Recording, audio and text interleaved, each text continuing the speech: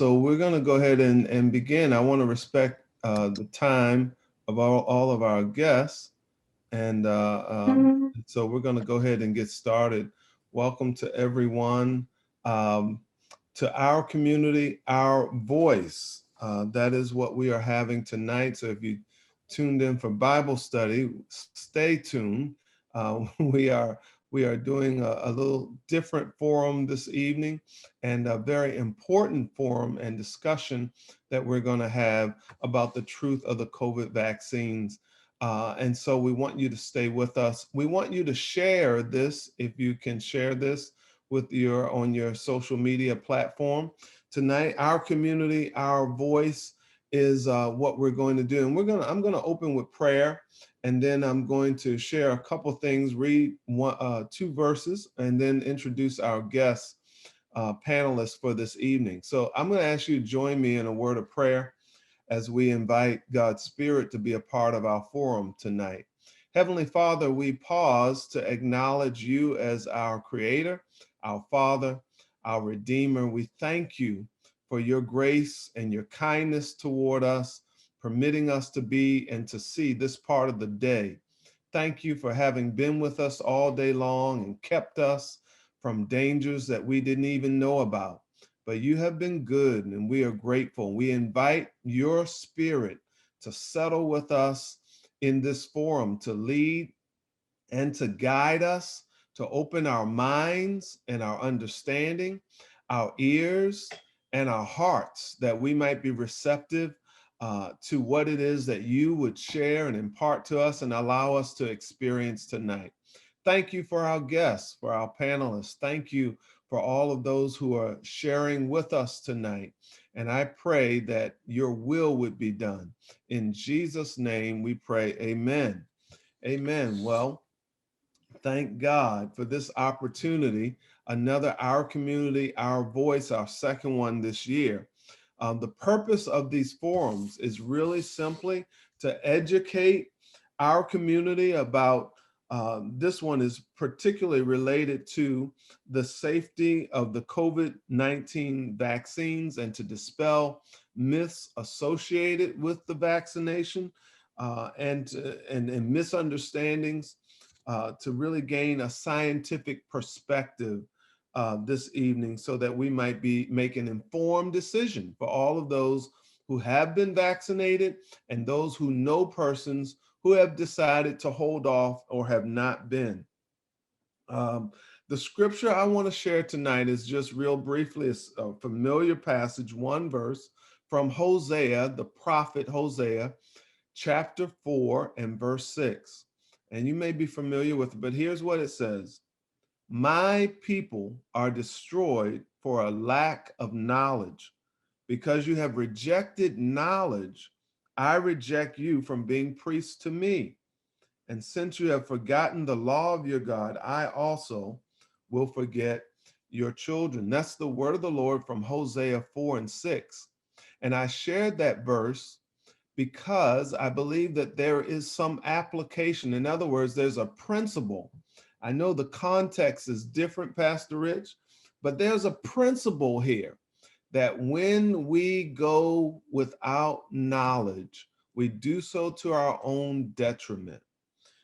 We know that there is still currently a pandemic going on, and that this pandemic has disproportionately affected and killed people of color. And despite this reality, in fact, a recent CBS News and YouGov survey that was conducted, very recent, it was reported in the Newsweek, March 14th week of Newsweek magazine, over about nearly 2,400 citizens, US citizens. 1/3 of unvaccinated people said they don't trust the science behind the vaccines and accuse scientists who produce them of continually getting the coronavirus information wrong. This was, as I said, reported just last month. Additionally, the CDC recently indicated that vaccine equity is an important goal and that reaching high vaccination rates across communities will be key for achieving broader population immunity. Here in Florida, African Americans account for 16% of the population in the state, 18% of the population in Hillsborough County, and yet only 8% have received at least one dose of the vaccine or one vaccine dose. So tonight, brothers and sisters, we are thrilled to have some experts from our community to help us better understand the truth about the vaccines and answer some of your questions. Very important questions that many are asking. I have received some. I'm sure you have heard some. And so we've invited these experts who've been doing this in the community. I want to introduce them and give them the platform to share with us very pertinent and vital information that they have to share. First, we have with us this evening Dr. Kevin B. Sneed. Dr. Sneed is a tenured professor and founding dean of the USF College of Pharmacy, and also the senior VP for USF Health, University of South Florida Health, and just really exceptional in his field. He's received numerous clinical and leadership awards, most recently Distinguished Fellow, National Academies of Practice Award from the National Academies of Practice, Chauncey. I don't know if I got that right, Dr. Sneed. I should have checked that with you first, but numerous awards, outstanding fellow. I think you all hear what we're saying tonight. So we're honored to have you with us, Dr. Sneed, this evening from USF. And then we also have Dr. Angela Hill with us tonight. Dr. Hill is a tenured professor and associate dean of clinical practice, also at University of South Florida. And let me make sure I get this right.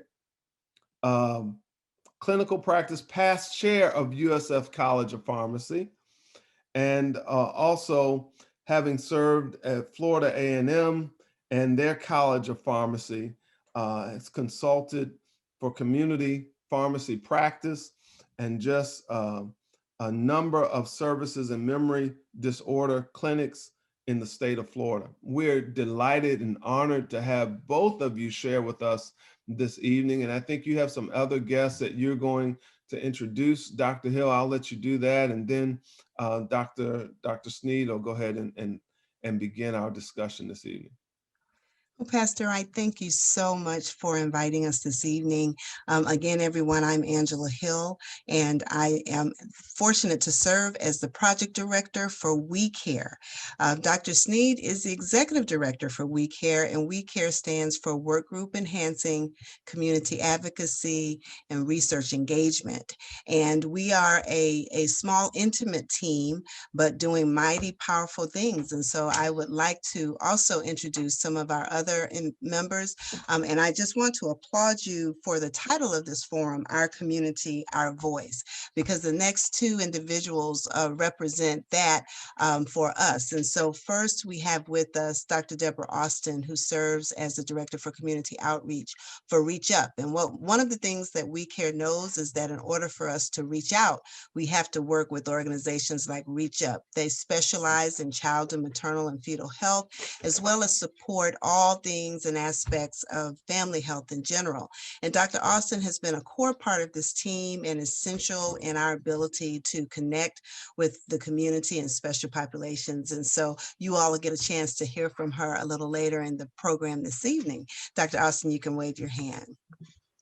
We also have our community outreach person, Mr. Hiram Green. If you hear us say Pastor or Dr. Hiram Green, it's an internal joke. Oftentimes we give him all kind of titles, but Dr. Pastor, Mr. Green, actually is also essential in getting us connected all across the Tampa Bay community. He is a 35-year plus veteran of the University of South Florida and has worked in various capacities. But for us, he has been essential in helping us carry out our mission. And our mission primarily has been to connect with the community, to bridge the gap of health disparities, and certainly serve as a conduit and a resource for the community and researchers and scientists alike. And so this evening, we're fortunate to be here with you to share our insights, because since last May, when the pandemic started, we started doing all kinds of workshops, forums, panels,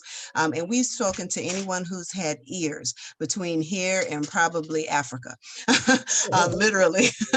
But what we have prided ourselves in doing is educating individuals about the virus, all aspects of the infection. And certainly as we are in the season of vaccination, we've taken pride in making sure that individuals are getting solid information, because there's so much misinformation out there.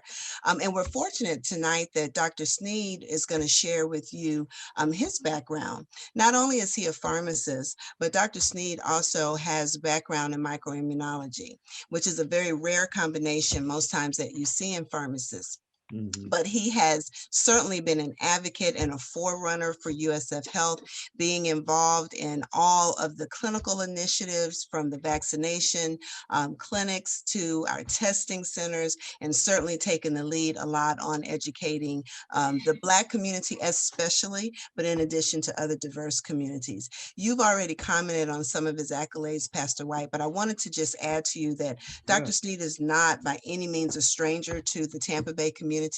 He has been functioning as an ambulatory care pharmacist, working in our health science center, seeing patients with chronic disorders. He specializes in metabolic syndrome, diabetes, and other chronic diseases that impact the African American community, and has been involved in a lot of community events, health fairs, research projects, etc. And I'll say it before he does, in full transparency, he's even serving as one of the clinical investigators for one of the vaccine studies that's involving one of the other vaccines that he may mention later on tonight.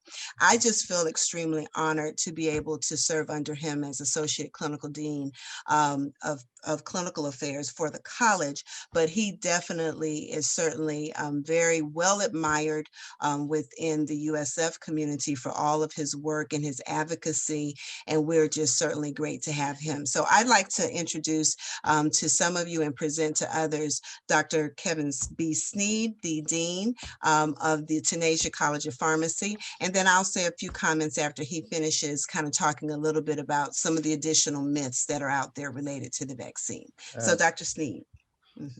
Dr. Hill, thank you very much. And Pastor White, first of all, I just want to thank you just for the opening prayer.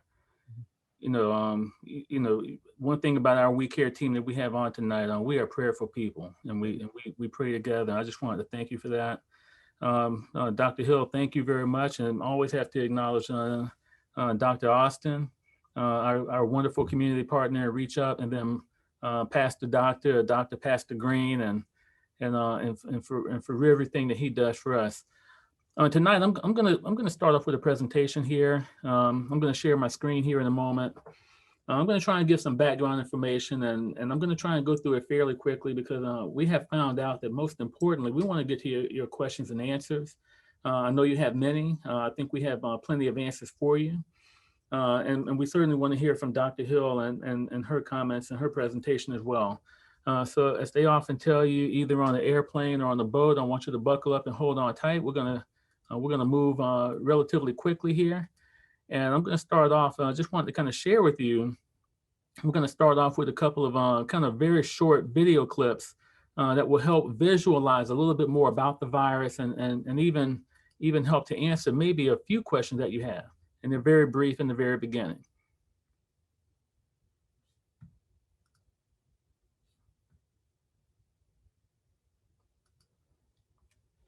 Okay, There we go. But the very first thing we're going to do, we're going to just share a little bit, just take a brief moment and share a 1-minute video about We Care, narrated by our own Dr. Hill.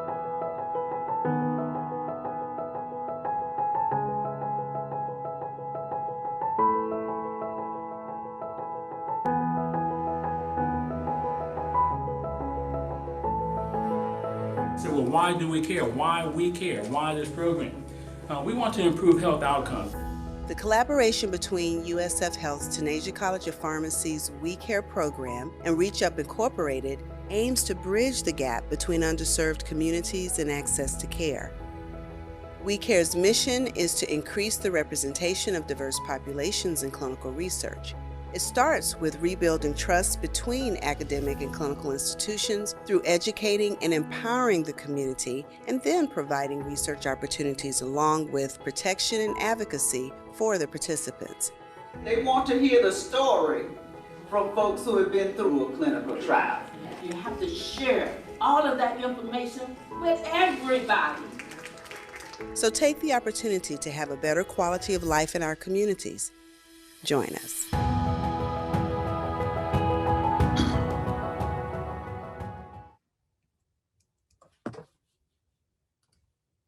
And so now we have a very brief video. These are 2 animated videos, but they really begin to hone in on the fact that, yes, we are dealing with an actual virus, and it will teach you a little bit more about the construct of what the virus is.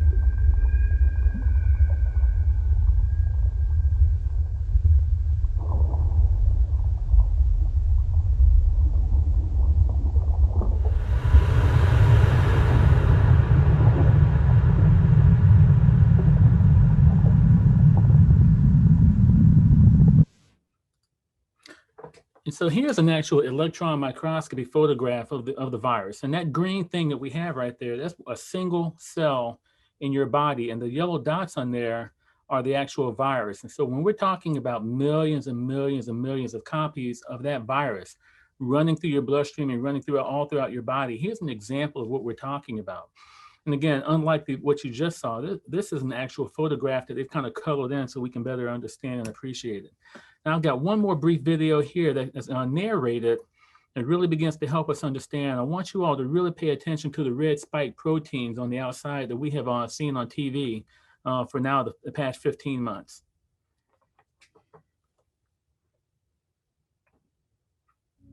In a world where millions of lives are under threat due to COVID-19, it is of vital importance to gain a better understanding of how the virus actually works in search of a cure. The surface of the virus particle is covered with approximately 100 spike proteins. They always come in groups of 3, in which the proteins are intertwined. Each individual protein consists of 2 parts, a globular head called S1 and a stalk-like structure called S2. One of the 3 heads is slightly bent, enabling it to connect to the so-called ACE2 receptor on a human cell. Once the connection between the virus and the receptor has been established, the human body activates the TMPRSS2 enzyme. This is a protein-cutting enzyme that proceeds to cut off the head of the spike protein. This causes a change in the structure of the virus. The S2 protein now grows longer, penetrating the human cell. The protein then retracts again, bringing the membranes of the virus and the cell very close to one another. At this point, the virus can enter the cell through a process of endocytosis. It engulfs the cell with its membrane. The virus has successfully invaded the cell and can now start to multiply, ready to overrun the system. However, we have strong defense mechanisms that try to prevent this from happening at all costs. Scientists recently discovered how our antibodies react.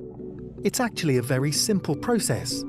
Our antibodies bind to the spike head, or S1, thereby preventing it from connecting with the ACE2 receptor and stopping the virus from spreading. Understanding exactly how this process takes place is key to the rapid development of a vaccine, making it an essential part of our ongoing fight against this global public health crisis.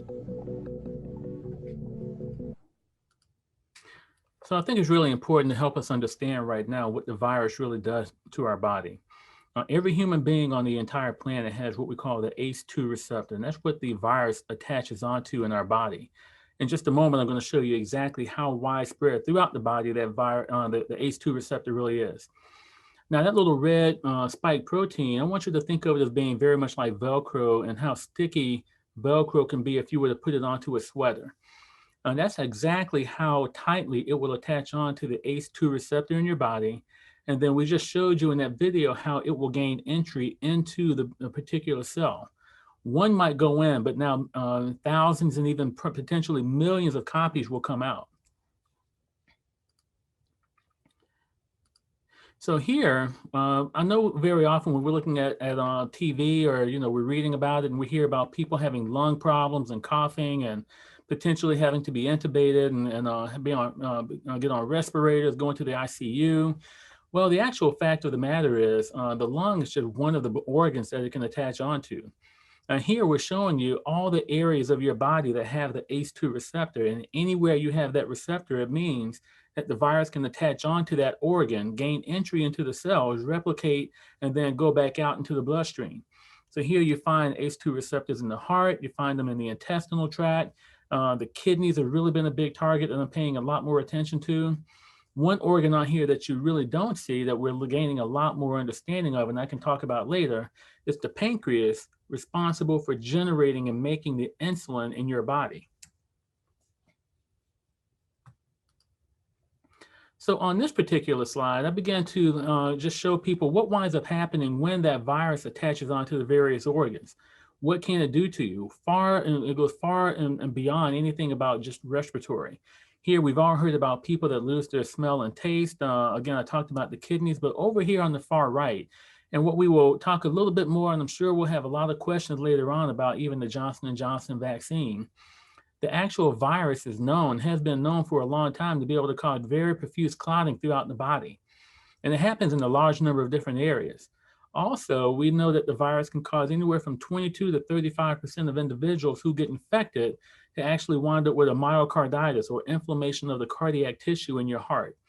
And so, yes, I want to inform all of you that we are talking about much more than just a respiratory virus. And no, it is not the flu. And if you become infected and you potentially have one of these organs damaged, it can lead to long-term effects. Now, the only reason I put this cartoon in, just for a very brief moment, is to kind of, what I put there in the red circle, the RNA strand. And we showed in the video, and we have RNA inside of the virus. There is nothing about the current vaccines that is more dangerous than that little RNA strand that comes out of the virus, because when it gets into your cell, it is now programming your cell to replicate it into and turn it into a new virus. And we can talk more about that in just a moment. But the other thing it can do, it will continue to gather more and more and more of all the proteins and other substances inside of your cell until that cell dies. And so now we're talking about potential organ damage. And so we have to really understand that RNA strand right there is particularly dangerous. Now here I'm going to show a quick video. I know many of you have heard, and over the past year, you've been subject to the fact that we're discouraging people from going into restaurants and bar and grills and enclosed areas. And, we've had to shut down the number of people that come into a particular area. We don't want to congregate, and even in our churches and other locations. Well, let me show you exactly what winds up happening and why we told that, why we're telling that to people. On this video towards the top, you're looking at an animated reconstruction of what happened in an actual enclosed area. The person right here in the purple head right here, that was the one single infected individual in this entire restaurant of 82 people. And then when you see people with the red head, those are people that became infected from that one individual. So let me play this. I'm going to play this a couple of times just so you get an understanding. Now, what they did, the engineers went back and reconstructed the air currents that are inside of that particular restaurant location. And I'm going to play this back again one more time for you, just so you can so I can narrate it a little bit better. That red plume that you're seeing there is the virus up in the atmosphere of the restaurant that then spread to people to the left and to the right of that individual, thus infecting other people in that restaurant. Now, one other component, and let me go to the next slide here. Now, what we're looking at here are the actual occurrences measured by the engineers to figure out where does air flow and why did only people in that part of the restaurant become infected. Well, the actual fact of the matter is many restaurants don't have just unidirectional flow, airflow like we have here. They have multi-directional. So if this individual had been located in the middle of the restaurant with a multi-directional flow air conditioning, that individual could have theoretically infected the entire restaurant. And that's a big part we have to understand. The virus can be aerosolized, and it can stay in the air for 2 to 4 hours if you're in an enclosed environment. If you're not in an enclosed environment, and if you're outside, it's not going to last that long whatsoever. Another big thing, especially for our African-American populations, are the people that have what we call chronic cardiovascular conditions, people that have diabetes, high blood pressure, and those that fall into either the obesity or the overweight category primarily. If you have these conditions, just by virtue of having that medical condition, you actually can build inflammatory proteins inside of your body. If that individual becomes infected with this particular COVID-19 virus, and you have not well controlled these conditions, now, if you look on the far right, we wind up revving up the inflammatory proteins even more, and it can lead to what we call a cytokine storm.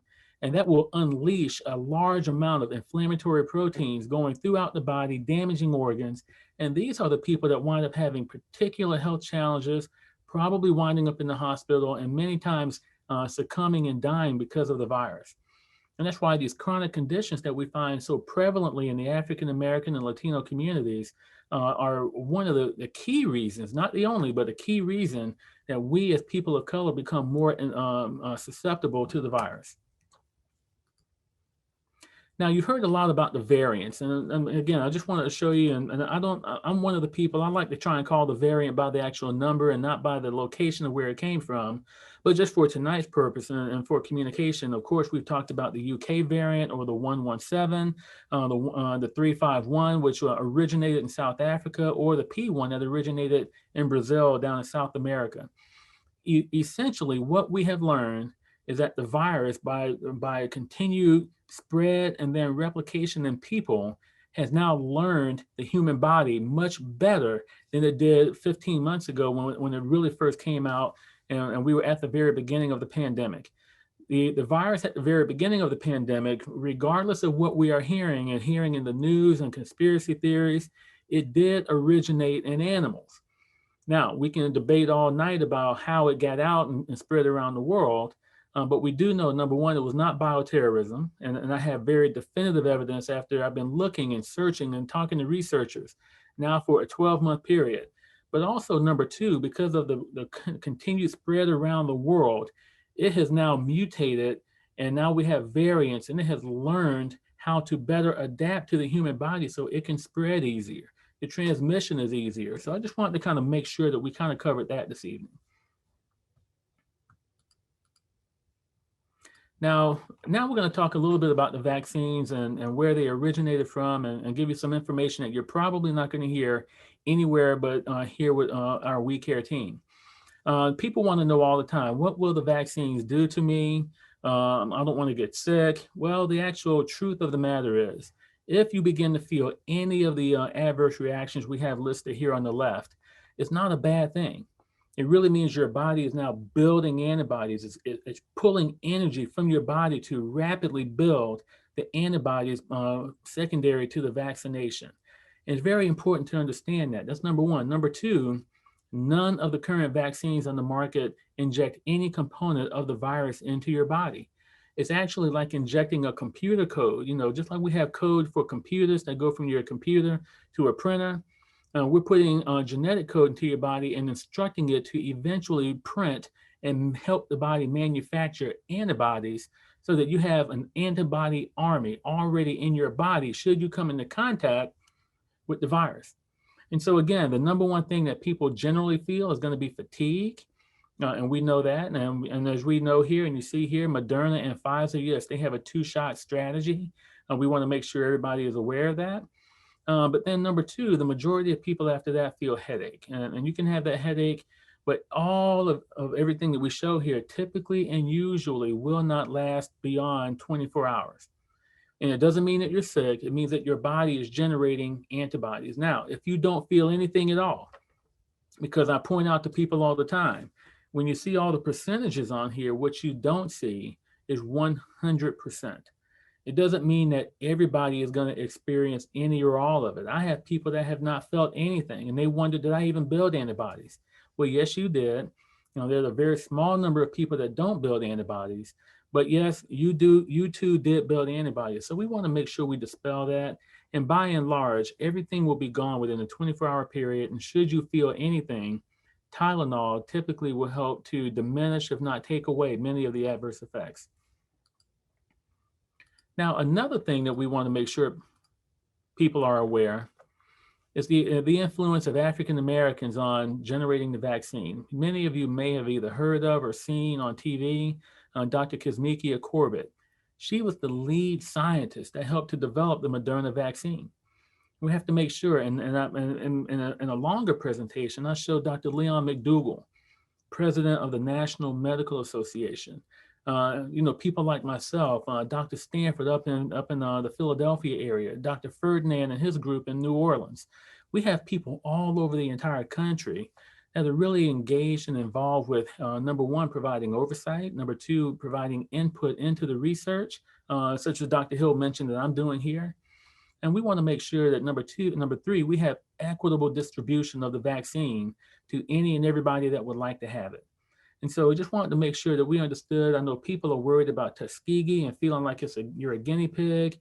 We will never let that happen again. I can promise you, because right now we have people of color and all people from all races and all backgrounds that are involved in oversight to not let that occur again.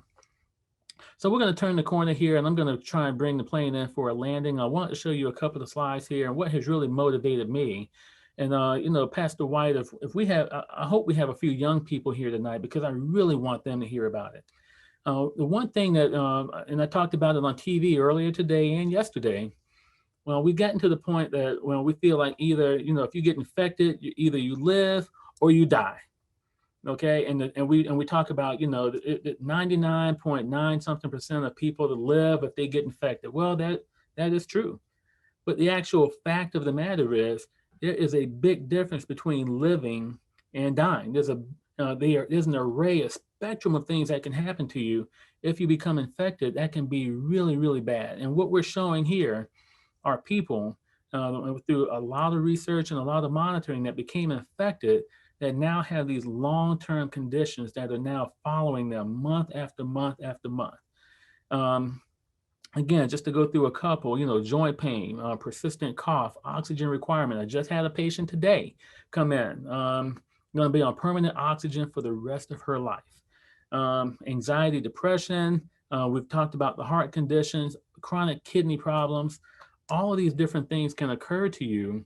And right now, we don't have a good way to determine which people are going to have almost no effect and which people are going to have these long-term effects. I've only put this slide up. I know it's a lot of words on here, and that's not the intention. But really what I wanted to make sure you are aware that the current pandemic that we're in, is now exclusively being driven and fueled by people from the age of 20 to 49. If you look here in the green block here, and off to the right, age 20 to 49.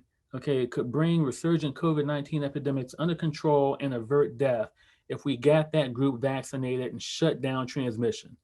If we keep transmitting from one individual to another, we allow the variant and the mutations to occur. We allow more people to become sick. We have the potential for long-term COVID effects to occur.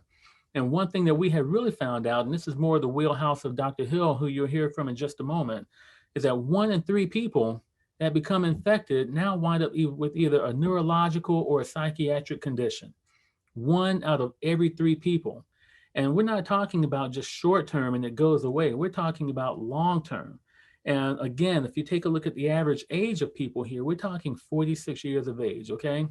With a 19 or 20-year span on either end. So again, at 20 to 25 group, 30 to 49, 35 to 50, that group was really now suffering terribly from all these conditions. And for people that feel like, well, it's just like the flu, this graph, and I know it's a lot going on here, but anytime you see the red or orange bar above and the separation with the blue bar below, that's the biggest difference between the number of people that have these particular problems when they become infected with the coronavirus, and then other people that have respiratory tract infections like the flu. And if there's a separation, that is bad. And so again, we're talking about people that develop strokes, people that have intracranial hemorrhage, which we can talk about more later on. The one that really got me, and this, again, Dr. Hill does such a good job talking about it, mood, anxiety, psychiatric disorders. But the one that surprised me that I didn't even know about until I read the article was the number of people that wind up developing some level of dementia. And that's a wake-up call that we need to avoid getting infected to begin with. Now, I'm going to turn here because a lot of people feel like, you know what? It came about too quick. We didn't test it. It wasn't tested in animals. We woke up in April and you all started making a vaccine out of the blue. Nothing could be further from the truth. I'm going to go back for just a moment because I really want you all to know that it was President Obama during his administration that said we need to come up with new and better technology for vaccines than what we currently have today. And it's really important to understand that President Obama had to deal with the H1N1 pandemic, which fortunately turned out not to be that deadly, but he had to deal with Ebola too. He had not one, but 2 pandemics they had to deal with. And so back in 2013, it was the Obama administration that actually invested money in up to $150 million to find out how can we build a better vaccine, and number one, and then number two, how can we build it so it will be rapidly deployable should we encounter another pandemic. In a speech that he gave to the NIH in December of 2014, again, I'm not going to read the entire thing here, but he knew that when we had another, in this case, he called it the flu, crops up 5 years from now or a decade from now, he was already talking about the fact that they were telling him that we were going to have another pandemic within 4 or 5 years. That was 2014, 5 years later, 2019, that's why we call it COVID-19. So yes, indeed. And then the very last thing I'll share with you, the disproportionate impact of African Americans. We have had taken the brunt far more than any other race according to our proportion of people. Pastor White already talked about the number of people, how we make up 16% of the individuals across the entire state of Florida. But Pastor White, I've got brand new information indicating that we are only 6.6% of the people who have been vaccinated here in the state. And in the same number right here in Hillsborough County, and that number dropped significantly down in the Miami area. And the only county doing really well, by the way, is Duval County, where they have about 16.5% of their African-American population of the people who have been vaccinated. So we need to make sure we understand that this thing is going to affect us more. It's been affecting us more from the very beginning. At one point, we were dying at 3 times the rate of our white counterparts. Now that number has continued to go down to 2 and then 1.4, but only because the virus fell into middle America around North Dakota, South Dakota, Idaho, Montana, a little bit into Oklahoma, Indiana, where the population of African Americans has dropped down pretty low. And then the very last slide I put in for you all this evening, just to make sure you are aware. I know we've heard a lot about the clotting that may have come from the Johnson & Johnson vaccine, but I want to make sure all of you are aware that long before we got to the point of anything about any vaccine being on the market, the very same clot in the very same part of the brain was already being promulgated and generated by the virus. And you can look here in the article up here at the very top, atypical deep cerebral vein thrombosis with hemorrhage, and that was August 2020. And then I put down here the article that just came out on August 9th, and I had just read all of it right before everything happened with Johnson & Johnson. So we really need to understand and be aware that, yes, indeed, people are asking me, well, would you do it? Well, yes, I did it. I got my wife to do it. I got my children to do it, because I don't want them to be affected with this thing. And I'm going to stop right there. I look forward to your questions here in a moment, but I'm going to turn it over to Dr. Hill. But thank you for your time. I hope you heard something new and different.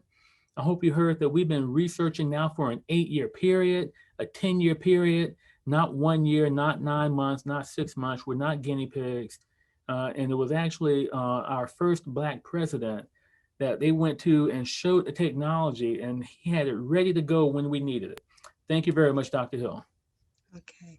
No, thank you, Dr. Sneed, for that wonderful explanation about the virus and where we are with the vaccines. And what we would like to encourage people as we take a little momentary pause is to utilize the chat and go ahead and put your questions in there for Dr. Sneed. Dr. Austin and Mr. Green will facilitate a Q&A once I get done talking.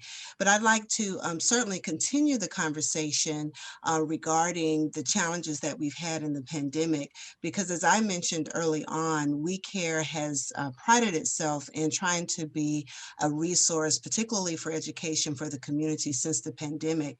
And we have probably collectively done 40, if not 50 or more workshops of all kinds to everyone. But we have also been tracking the questions, and we've seen certain myths, so to speak, kind of crop up. And we know it's consequent to misinformation on social media, some of the back and forth debates that we see on television, radio shows and other mediums. And so what I thought I would do tonight is to try to extend some of the conversation Dr. Sneed had regarding what we're seeing during the pandemic and demystifying some of the myths. So I put up some of the more popular ones that we heard quite a bit, and I'll attempt to explain them, and we'll allow Dr. Sneed to chime in where he sees fit and to add to the conversation. And again, these themes just kind of kept coming up.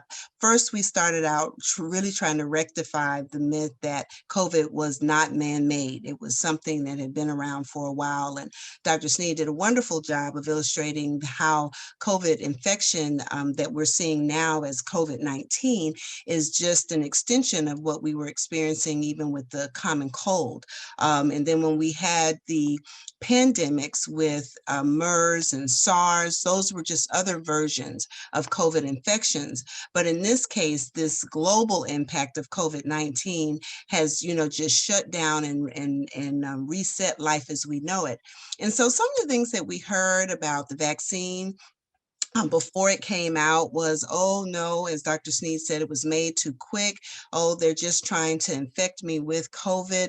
Certainly a lot of paranoia, particularly in the Black and Brown communities, about fearing that the government was trying to kill them, that this was some mechanism of genocide.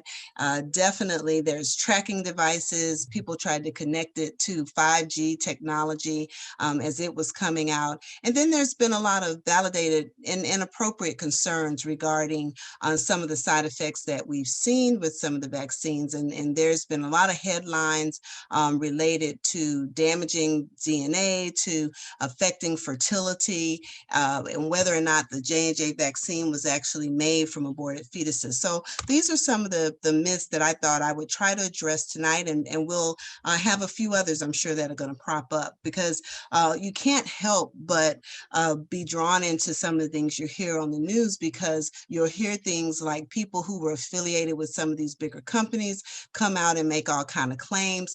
For example, they were saying that the J&J vaccine or all of the vaccines actually would cause infertility. And this actually is really such a myth. But I'll tell you where the core common ground of truth came from is that there is a spike protein that is called synctinin 1 that is associated with the development of the placenta.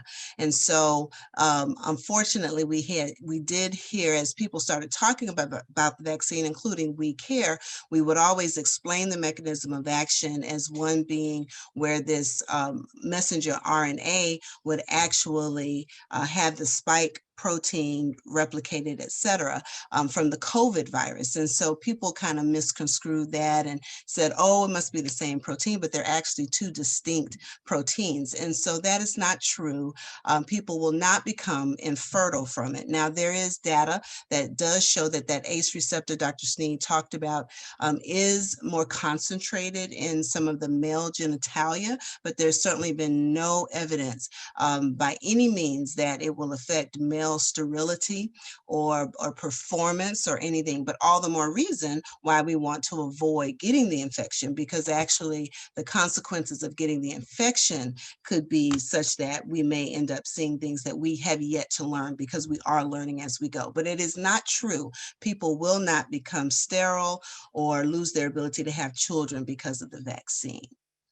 Another myth that came up was particularly, born out of the Catholic Church, where they were saying, do not get the J&J vaccine because, there were stories of them using aborted fetuses or the fetal tissue from aborted fetuses to actually make it. And this was a practice that was very common back in the 70s and 80s. But as Dr. Sneed commented, since Henrietta Lacks and the Tuskegee experiment, there have been a lot of changes in terms of research protocols, a lot of safety precautions put in place. So what really has actually happened is the J&J vaccine has used cells from fetal tissue, but these were from elective abortions from back in the 70s and 80s. And back then, they just allowed the cells to grow and just kind of monitor and look at them. And they actually did what we call, they're using cell lines, not actual tissue from aborted fetuses in any way. But these cell lines are things that are made in a lab. And so it's certainly not as we're thinking or the way it was publicized. And the Catholic Church did come back out and say that it was ethical and appropriate for people to get the vaccine. And so hopefully people will not feel that there is some use of fetal tissue inappropriately in making the vaccine. So again, that has been something that's caused a lot of concern. But again, that's not the case. That it is not appropriate, and fetal tissue is not used for scientific purposes. Now, I will say to Dr. Sneed's point, as I talk a little bit about the vaccine and how quick it was produced, there are a lot of things that are happening in the lab that we can reproduce, because the genetic we'll call it formula for the virus, the spike proteins, et cetera, is commonly known among scientists. And so they're able to recreate these things in the lab and mass produce them much, much quicker than what we've been able to do with traditional vaccines. So the technology is really impressive in that regard. And so moving on to another myth that we saw was about how the vaccine could damage our DNA, or that we would be infected with COVID. And so again, I wanted to, the video that I have for you takes about 5 minutes, but one of the things I just want to say, because I want to be respectful of all of our time this evening, is that this is it is really not true that the vaccine will damage the DNA. And all of our discovery, and I thought this picture here showing the purple cells, so to speak, where the nucleus is where the DNA resides. What I really want you to take from that picture is that the DNA communicates with the RNA and subsequently messenger RNA, not vice versa. So we would not be able to affect the DNA by administering the vaccine. But the messenger RNA that is packaged inside these vaccines, again, is made in a laboratory, and it has produced this protein, which naturally is what messenger RNA does. And that's kind of like the instructions to the body to go out and actually make the antibodies to fight against the spike protein in the event that the body is exposed to COVID infection. It would recognize that this spike protein is foreign, and it would just be familiar with it. So it's not in any way infecting the human with the vaccine, because, I mean, with COVID infection, because we're not using the infectious COVID material in order to make it. It's made in a lab.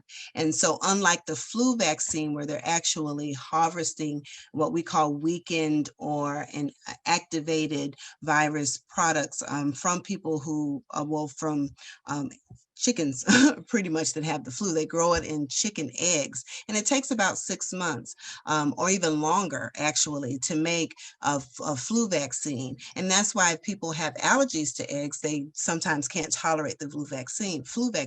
But that's not the case with the COVID vaccine. It takes about 6 weeks to produce, and which saves a whole lot of time. And certainly that, that actually is why we can do it so much quicker in terms of making it.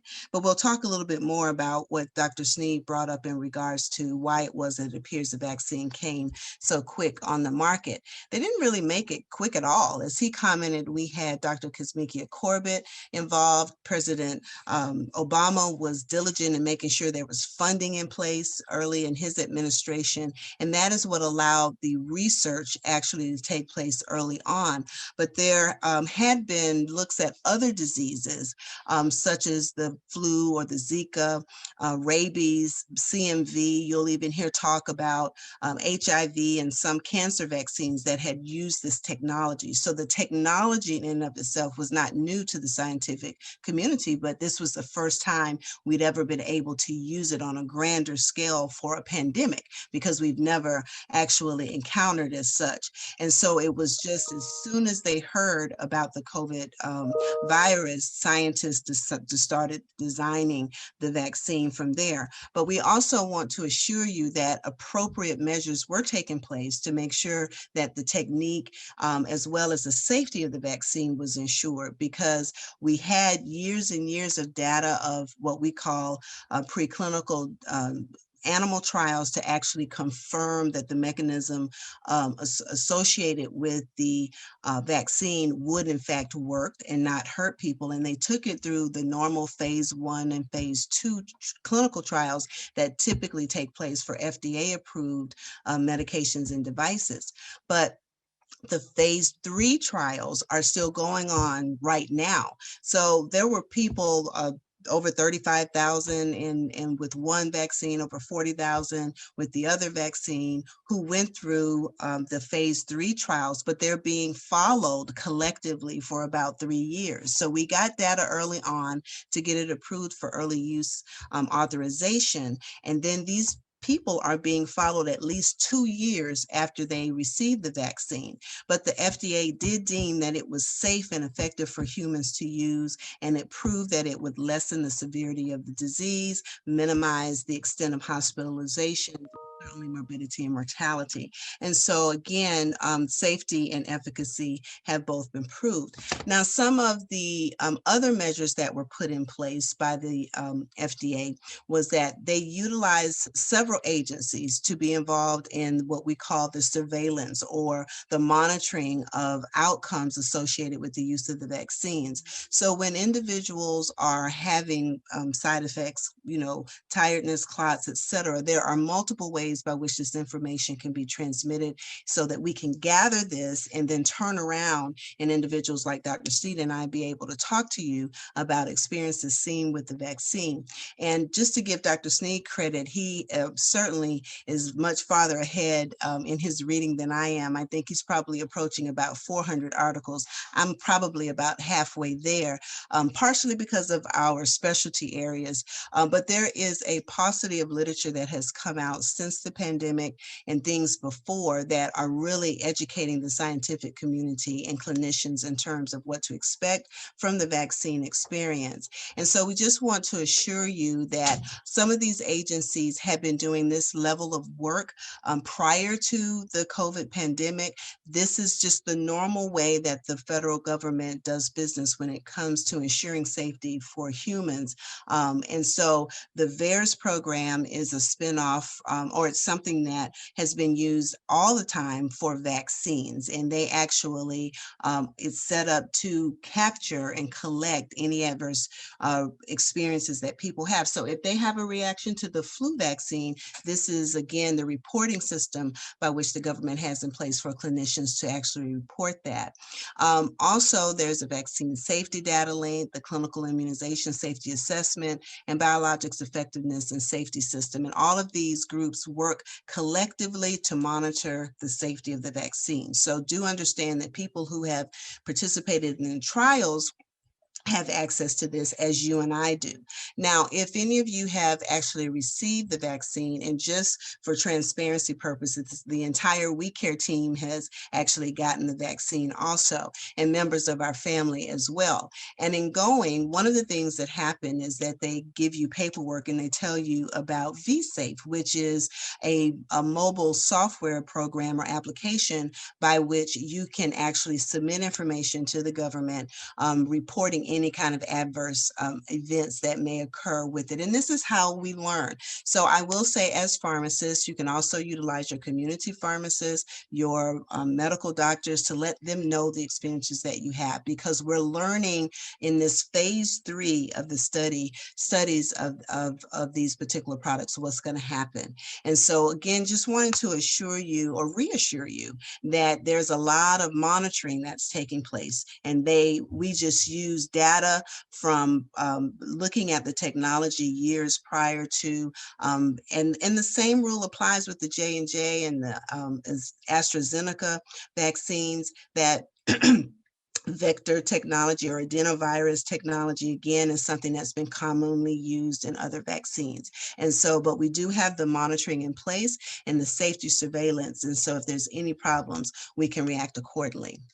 Now, some of the other myths that we saw or heard about was the vaccine is a tracking device, or they're targeting Black and Brown individuals. And I thought I would share with you a little bit more about what I've been doing in the pandemic with Dr. Sneed and the rest of our We Care team. So we first started out with a lot of efforts towards education. And then once the vaccine came out in January, we postured ourselves to help with the recruitment of individuals, typically 65 and older, to participate in some of the community-based vaccination events that were held in churches like yours.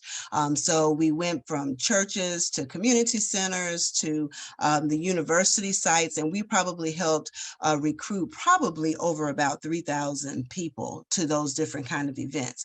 The next phase that we've been involved in, or Dr. Steed and I have been involved in, all of the universities, committees and efforts for administration and testing, administration of the vaccine and testing and those kind of things for the universities. So I myself am on the COVID steering and COVID procurement committee. And so in that regard, I've been a part of all of the operating procedures and policies set up for all of our clinics to actually abide by. And as they launched the COVID clinic, and once I was vaccinated, I actually started helping out. And so last 2 weeks, I actually went in a couple couple of days and drew up vaccine. And so these are some pictures of me. And so what I wanted to assure you is that I was able to go in the freezer and in the refrigerator and actually pull out the vials and evaluate them prior to actually mixing them and putting them in the syringe. There is no evidence of tracking. There's also nothing in place for us to know what individuals are going to get it. So this paranoia about certain individuals or target groups getting a special vaccine is just totally not true. I also have former students of mine from FAMU who are administering the vaccine. And unlike the university that's administering the Pfizer vaccine, they have access to the Moderna and been a part of some of their church events where they've been administering the vaccine and had the same opportunity to see it actually come from the Department of Health, take it out of the packaging, put it in the refrigerator, evaluate it before administering it to people. And there is no evidence of any kind of tracking devices or anything associated with that. So I did want to assure you of that. But I do understand that it seems probably peculiar that the government would be willing to give you a vaccine free of charge, and that there was so much put out there about African Americans being affected and this. And a lot of that was simply based on the fact that the data was telling us that, one, the risk factors we brought to the table, those chronic diseases, as Dr. Sneed talked about, the diabetes, the hypertension, the obesity, those things that have plagued us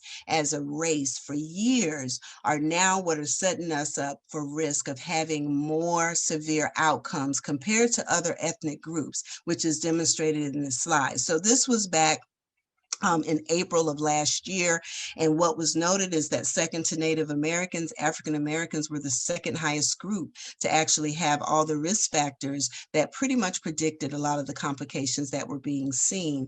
And so one of the things that We Care recognized early on is that we needed to move very quickly to try to influence individuals to be receptive of taking the vaccine once it became available. So again, just to remind you, as Dr. Sneed was talking about the cytokine storm, it's these chronic diseases that predispose us to really confusing the immune system. So once it's exposed to that virus, you have the immune system coming in and it's working hard and it's trying hard to overcome the virus, but it gets overwhelmed. And so the cytokine storm just allows havoc to be wreaked on every organ, as he mentioned, in the body, with the lungs being probably more paramount because of the large surface body area that it covers. And of course, if we can't breathe, we certainly, can't survive. And that was what was creating the need for ventilators, et cetera. But there's a lot of other complications that we've been hearing about.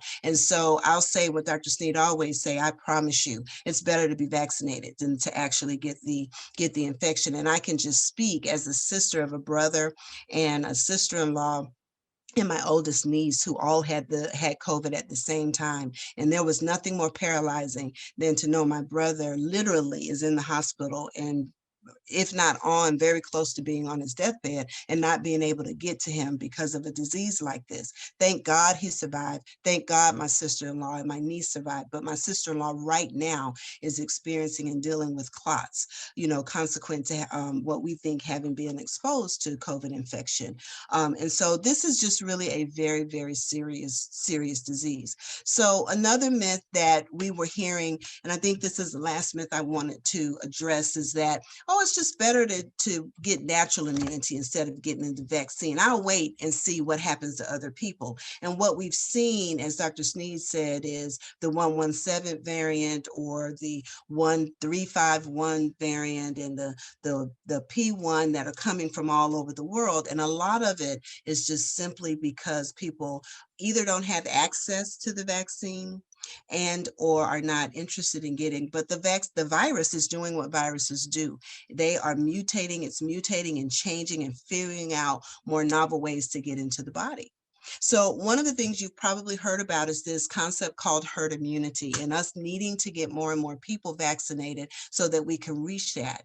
And so one of the interesting things about herd immunity and the way that we've seen the vaccine being rolled out, first starting out with the population of individuals who were at highest risk because of comorbid conditions, and then now getting to the point of having people older than as low as 16 be able or eligible to get the vaccine. And that is because, and I have a 6-year-old daughter, but I also have a 75-year-old mother and a 52-year-old husband in my home. And so it was important that I got vaccinated as I'm going out working in a clinic and exposing myself to people who may in fact be infected. And a lot of what we want to happen with herd immunity is that until we can get at least 80–85% of the population vaccinated, those of us who are vaccinated are somewhat providing a certain degree of protection from the virus at least spreading.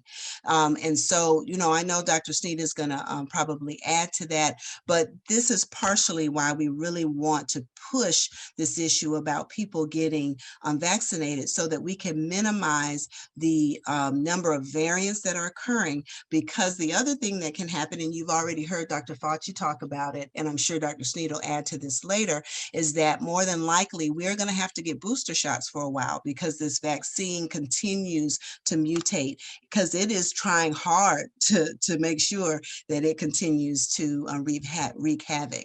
So what we do know is that for the most part, the current vaccines that we have will cover us. Unfortunately, the Pfizer and Moderna vaccines weren't tested prior to these variants becoming available. The J&J vaccine, however, and some of the others afterwards have been tested against them, but they're having other complications.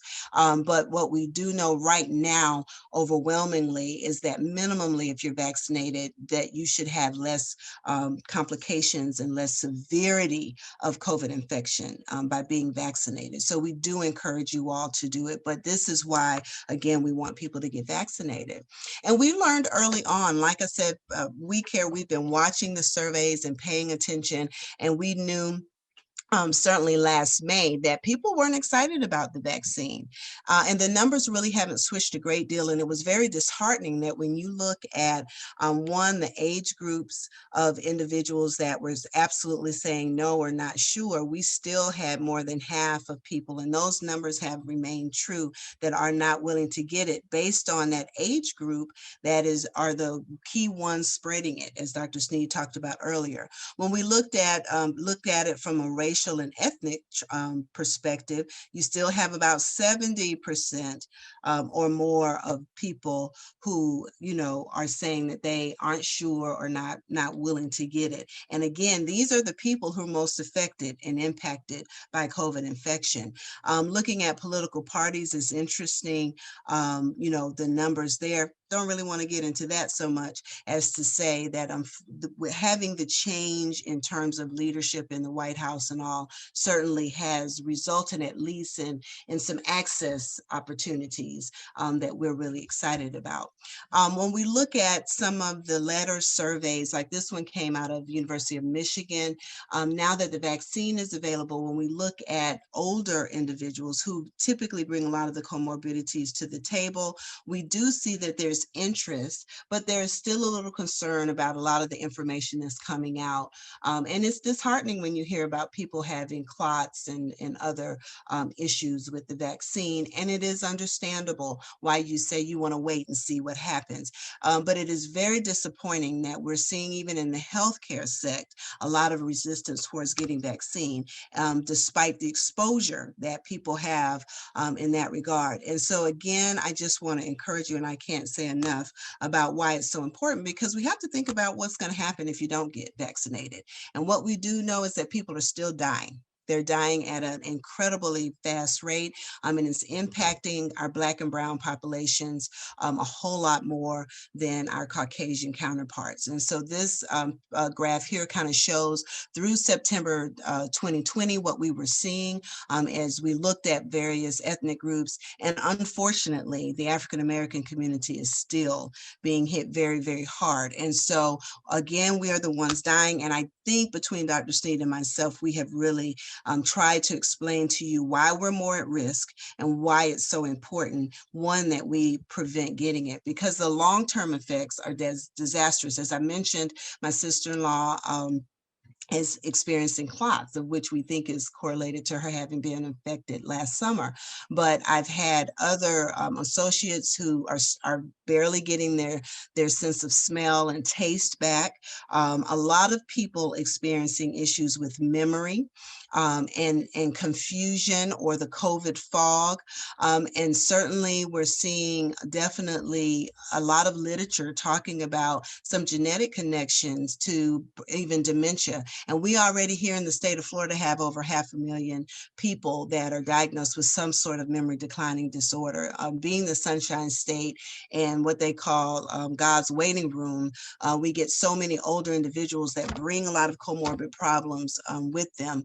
And because of that, there's a high risk of dementia already. But this is really confounding. And this might be why we're going to start seeing a few more Caucasians being diagnosed with dementia compared to other groups, because they are more prone to have some of the genetic risk factors for dementia anyway, and that seems to be a complicating factor in outcomes with COVID infection. But as Dr. Sneed kind of, he was my warm-up act talking about the mental health side of my clinical background and the neurological background. And one of the things that is really discouraging is the amount of anxiety that has occurred from getting the infection to getting the vaccine to not getting the vaccine, the amount of depression and even PTSD. There have been a lot of people who have had the infection and they go out in a crowd now and they're paranoid or hyperventilating or starting to have panic attacks, whereas they never had it. A lot of people reporting sleep difficulty, but the rates of depression, suicide, domestic violence, all of these things are part of what a pandemic can cause and what trying to treat it and get in control of it also looks like. So I just can't emphasize enough why it is so important that we avoid getting the infection altogether, because you may have some residual effects from the infection as well as a lot of brain-related issues. And part of the reason why we see so many of the brain-related issues is that the reason that we're wearing these masks is because the primary entry of this virus is through the nose. And the virus takes a little walk up through our smelling apparatus called the olfactory bulb, and that opens up a pathway to the brain. And what we're seeing is that people are experiencing these long-term effects because it's affecting nerves and things that typically are protected from damage because they reside in the brain. But we do know the nerves that manage smell and taste particularly are located in the brain. We know the mood, particularly some of this anxiety and depression, all of that are things that the brain modulates. So we do want people to know that this is real and the effects of it can be long lasting. And this is some of the stuff that we are going to have to look forward to if people are not getting infected. So if you want more information, we would like to invite you to check out our library of workshops. Dr. Sneed and myself have done so many, and no one workshop is like the other because there's so much information coming out. But I would encourage you and invite you to check out our video library that ReachUp has maintained for us. So the first link would get you to our YouTube library. The second link will get you to some of the data that the CDC offers. And once you get inside there, you can just go from tab to tab and stay on top of a lot of this information related not only to the vaccine, but the infection, the current state of treatment opportunities and things of that nature. But minimally, we want to make sure that you consider other things that you can do to prevent. And that is, if you get sick, staying away from other people, making sure you continue to wear your mask, you're washing your hands, you're keeping appropriate distance from people, but get vaccinated. Please get vaccinated. And don't worry about which one. Right now, the J&J is temporarily not available to people, so you don't have to worry about that. But when it comes back or others come out, get whichever one you can as soon as you can. I know we've had people who've said, said, oh, they were gonna wait for J&J just because it was a one-shot vaccination, and that was fine. But right now, if you're offered Pfizer or Moderna, again, Dr. Sneed has shared with you some of the side effects and you know what to expect. So any feelings of illness you maybe have are going to be hopefully very short term, but I promise you that what you experience after you get the vaccine certainly is going to be well worth it and will definitely be a lot less severe than what you'll get if you actually get the infection. So we would like for you to join us. If you have additional questions, please feel free to reach out to me. This is my email address, my phone number, but we just want you to know that at We Care, we do care. And thank you again for Reach Up, making us as successful as we have been in terms of reaching individuals like yourselves in the community. And Pastor Wright and Pastor Rich, we want to thank you again also in terms of allowing us this platform to be able to share a little bit of our insights, and just know that we're here to also support you in your effort to make sure that the community is educated. So I'm going to pass the baton over to Dr. Austin and Mr. Green and allow them to kind of navigate us through any questions that they may have for Dr. Sneed or myself.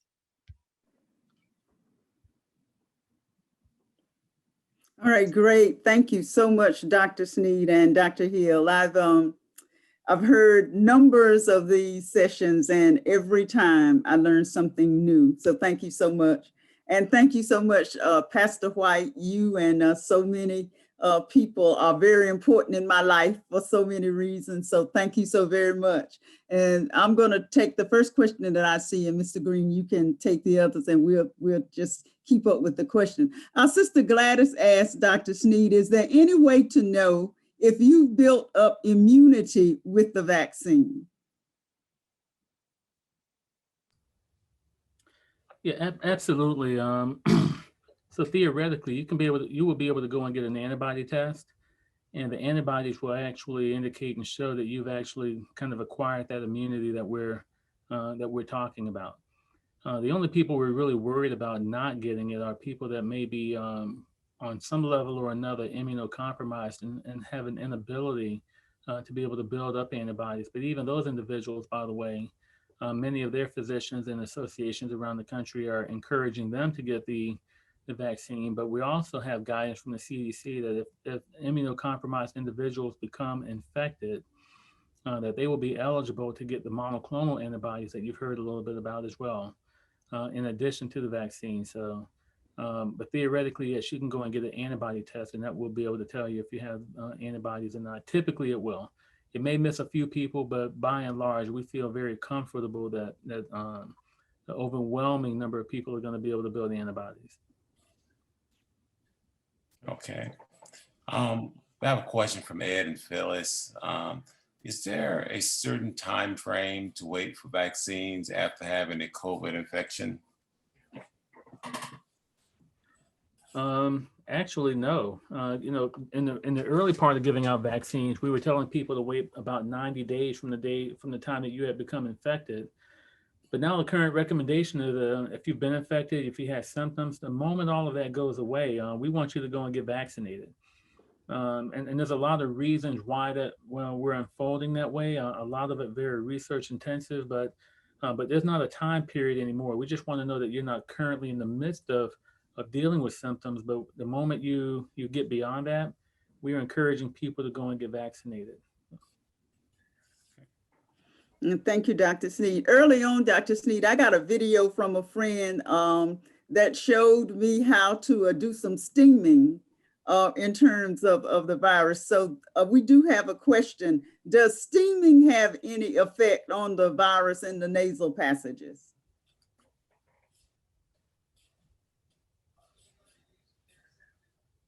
I'm not familiar. Well, what was sting me? I'm not familiar. Steaming, like you would do if you had steaming. Oh, okay. Yes, sir. I thought you were saying sting me like if you sting me with a bee on your arm. I'm sorry, not sting me. I was like, I was like, wait a minute, I think that's a new one. I haven't heard of sting me before. Oh no, Dr. Sneed, no, please don't try that at home. You were about to send me on a journey probably until 2 o'clock in the morning to find the latest medical don't try that at home. No, No, steaming. no, we can't depend on that as I mentioned before, this particular virus, it will infect and attach onto cells in a way that truly is almost unnatural. And so, we've heard a lot of things. Someone contacted me about doing research with Pyramidum, which is like a mouthwash, Cepacol. And they said, well, if you just do that, that'll get rid of it. Well, that will kill the little bit of stuff that's in your mouth, but it's not going to kill what's sitting back in the back of your throat and your nasal pharynx. So, no, I cannot imagine that steaming is going to be the thing that would actually do away with this particular virus. It gains entry into, especially the variant. The thing about the variant, Dr. Austin, it will immerse and soak into the cell much quicker than the original version from like a year and a half ago. And so by the time you get around to steaming, it has already, if you even thought about it, it has already gotten in your nasal passages and it has a danger of replicating. Yes, I think that when I got it many months ago, there was a myth that that heat would kill the virus. So that was one of the reasons for the steaming. Yeah, lemon juice. We've looked at all of them. And by the way, in science, we don't dispel anything. And when people come up with an idea, somebody's going to go out and test it and see if it works. And so nothing has emerged right now that would indicate that can cure anything. Mm-hmm. It's good. Dr. Sneed, does the vaccine help fight long-term effects of the virus? Hey, you know what? Again, great research. I just sent an article to a friend dealing with the infection. What we're finding are people that had COVID, that had the long-term effect, and they were dealing with it day in and day out. They got vaccinated, and then we found not everybody, but a marked number of people that had an improvement in their overall symptoms from these long COVID effects. Now, the people who have not improved are the people that got lung scarring, but that's a physical manifestation of the virus, and you need not have been that ill to have any of it. I mean, as a matter of fact, I was in clinic today. And I've been in clinic for a 2-week period now, and a lot of patients that had COVID have come in to see me. And I have a patient right now that he never had a symptom. Okay, never had one symptom at all. We knew, and I'm going to be very careful because I don't want to identify anybody under any circumstance. But we knew how he got infected acutely. They monitored him. He tested positive. He thought the whole thing was a hoax, because he had no symptoms whatsoever. On day 30, he got tested. He was negative. He got tested a second time, was negative, went back to work, and then had an avalanche of symptoms fall onto him, including very severe brain fog. And so, we're almost in a situation now of disability for this patient. And remember, these are not people that were in the hospital. They were not on respirators. These were not sick people. So getting vaccinated, we're feeling is actually clearing up some of the brain fog. It's clearing up some of the other things. The challenge right now are the physical damages that may be occurring to people. Wow, that's good. Thank you, Dr. Sneed. One other question here. Mrs. Gilliard asked this question: will vaccines still be effective if you get infected with COVID a few days after being vaccinated? With J&J vaccine is in the parentheses here. Well, Dr. Hill, Dr. Hill, I'll answer every question out there, but you feel free to jump in with me anytime you want. But that's a timing issue. Again, I was on with some physicians from University of Houston today, and this came up today. Typically and usually, you're going to have the full benefit of a vaccine about a 2-week period after you've gotten the vaccine. And so if you get infected between the time you got the vaccine and less than that 2-week period, you could become infected. But what we do believe right now is that you probably will not have very severe disease, even in that time period after. Beginning at about day 7 for all of the vaccines right now, we're beginning to see this sharp improvement on these research curves that came out of Israel. It does indicate that, probably within a 7-day period, you begin to get protection, and you get the full protection at a 14-day period afterwards.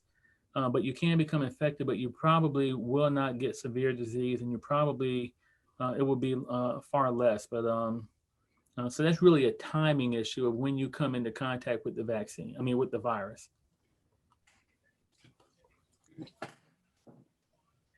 All right, we have other questions here. Pastor Notice asks, can you speak to the relationship of D3 in helping to fight the virus? I'll handle that one. So vitamin D3 is a very, very talented vitamin, and it actually helps support the immune system. And a lot of people started taking it, certainly as the pandemic started developing. But what we found is that people who are deficient in vitamin D seem to have the worst outcomes.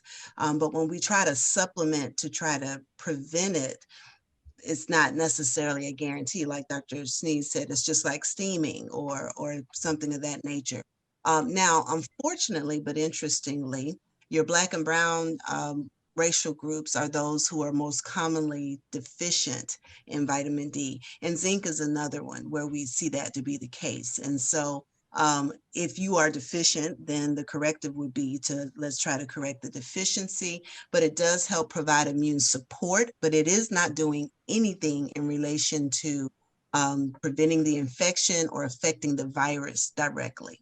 But it is an immune system support. And the same would apply for vitamin C, and some of these other vitamins that are used for immune support. As thank you so much, Dr. Hill. The next question we have, this is one of the things that we're really noticing now, that the virus for the older generation is really, we've taken a lot of time for that, but now it's coming down to the younger generation, and we're really taking some time with that one. But one of the questions that was asked here, it says, what's the update regarding children eligibility, particularly children in the age groups, et cetera, et cetera? How is the research coming along with vaccinating children and youth, which is very important? Yeah, that's a very critical question. So I want to thank Kedrick Harris for asking that question. I'm going to answer it in a very directed way. Number one, we in the scientific community, in the medical community, we truly believe now that we cannot achieve herd immunity until we get our children vaccinated. That's one thing that we are, I think we were wondering maybe 6 months ago, but today we are clearly all marching to the same beat right now. Having said that, beginning way back earlier, even this year, Pfizer began doing studies all the way down, and they went back in 3-year increments. They went from 18 down to 15, then 15 down to 12. And they began testing children during that time period. I felt that they probably wouldn't have any results until the middle of the summer. They've already come back with very, very positive results, and they're showing that 100% effectiveness in children from 12 to 15. And so they have now submitted that safety data back to the FDA. And we're anticipating that probably the latter part of May and into June, that we will get an extension of the emergency use authorization around being able to vaccinate children down to the age of 12. Now, beyond that, there are additional trials that are going on, even down all the way down. So then you go from 11 down to 5, and then now we're going 5 all the way down to 6 months of age. Okay, and Moderna trials are going down, extending back that far. Pfizer is extending back that far. So we're going to have much more data. And to be honest, all we're really looking for at that point are 2 things. Number one, the proper dose to give them. So back to the point that Dr. Hill made earlier, They are still going to go through what we call phase 1. And we're going to try and figure out, what's the proper dose to give a child to make, see how they respond to it. And then they're going to go directly into a combination phase 2, phase 3 trial. And with that, we're looking at safety as a part of everything that we do.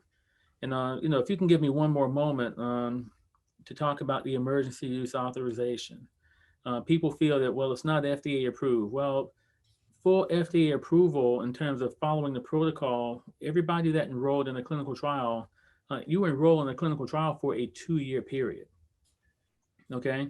So there will be a period of time that we will enroll people for up to a 2-year period before we go back with all of that data to officially get the full, what we call the full FDA approval. However, when you have an emergency on the market and out in communities, the moment that you can prove, number 1, safety, and then number 2, efficacy, once you prove that, and you can prove, and you've done all the science in terms of what do we expect to happen long term, what do we expect to happen here. Once you've done that, then they go back to the FDA and they say, look, we want to apply for emergency use authorization. And so it has gone through FDA approval. There is an FDA approval to get it out and to administer to people. Just wanted to make sure that we kind of help people understand that it's not really a shortcut.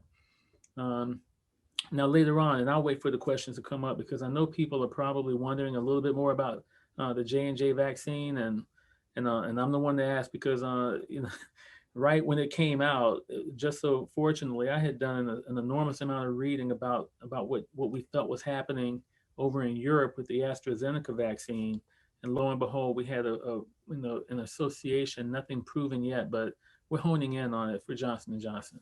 So thank you, Dr. Austin. Dr. Sneed, can I add to that question about children? But I want to take on the angle of why it is that there probably hasn't been as much concern compared to, say, older individuals. And a lot of that, again, Dr. Sneed talked about that ACE receptor, which is the platform by which the virus is attaching and entering cells. Well, in kids, fortunately, up until about 5 or 6, that system is still very, very immature. So they can very well carry the vaccine, the virus, but it doesn't have the opportunity to attach like the Velcro Dr. Sneed was talking about until we get older. So when they get to 10, 12 and older, and it might be even younger depending on the age group, it has a more likelihood of causing problems the older they get. So we don't want them to be carriers because they could very well be infecting older individuals who have more mature systems. And so that is why, again, emphasizing with those age groups also the importance of following the CDC guidelines, especially until we get the vaccine approved for use in those age groups, is really important.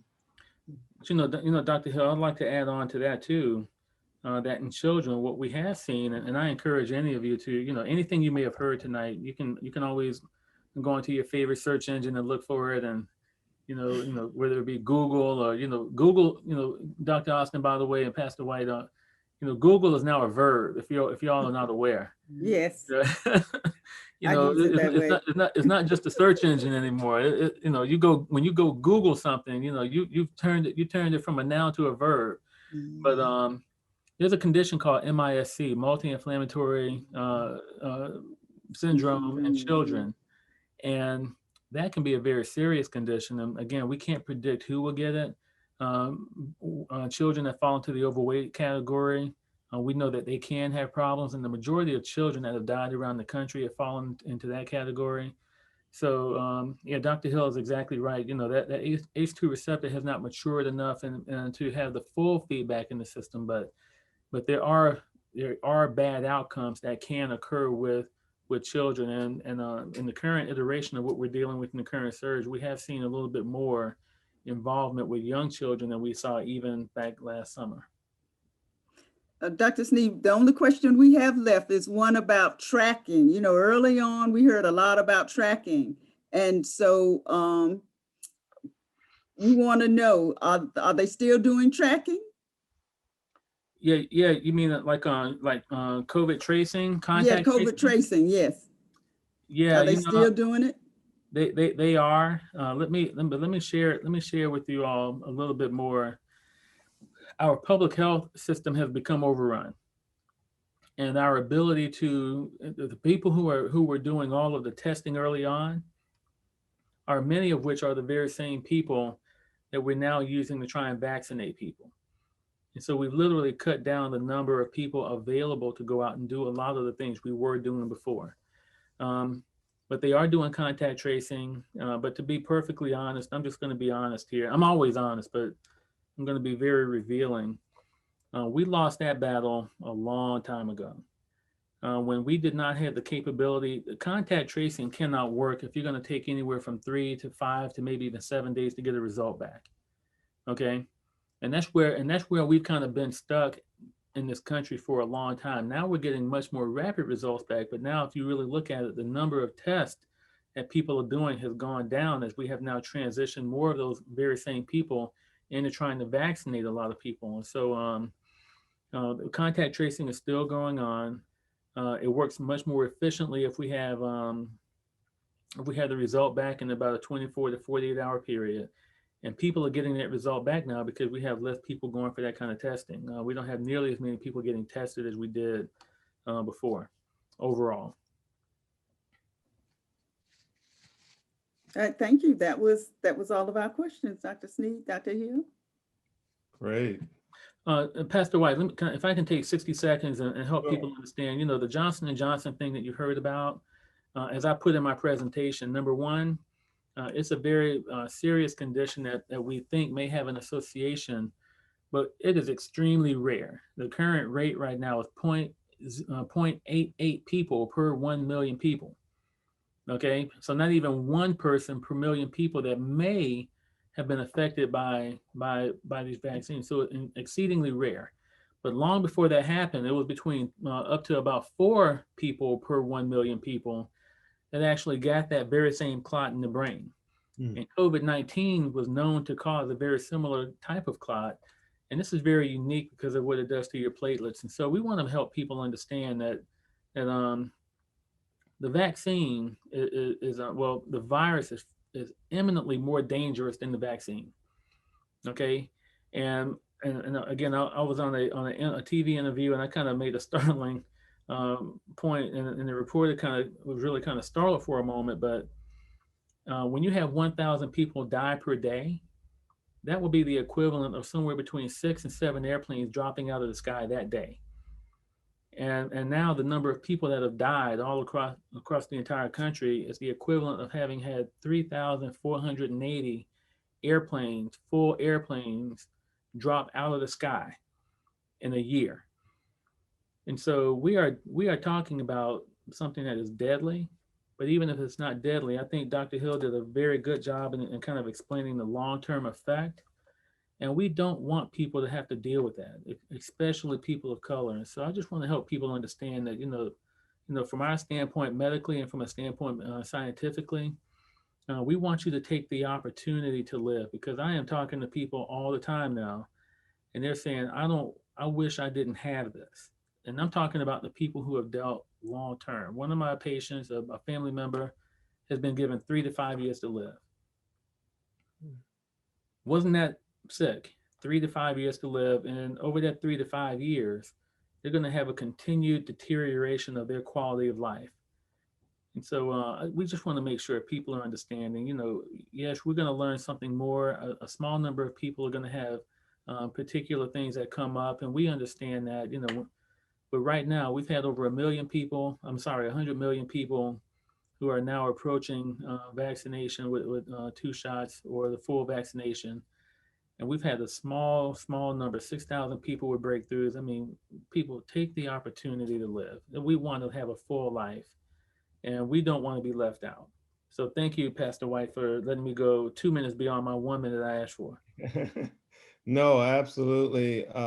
Dr. Sneed, Dr. Hill, Dr. Austin, Dr. Green, we cannot tell you how grateful we are for not only you being with us tonight, but all of the work that you have been doing in our community to help us to be safer and to take that opportunity to live. I think you have just been doing just tremendous work, and we so appreciate, we are indebted to you for your sacrifice and all the work that you're doing to help our communities be safer.